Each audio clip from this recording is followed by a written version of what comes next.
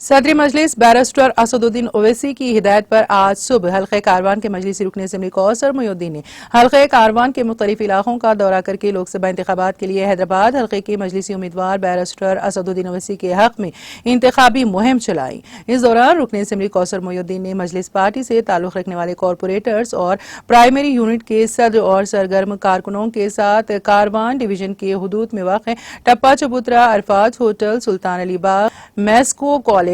मदीना मस्जिद, दरगाह, अपार्टमेंट, कुमारवाड़ी के अलावा दीगर इलाकों का दौरा करते हुए घर घर पहुंचकर इंतखाबी मुहिम चलाई।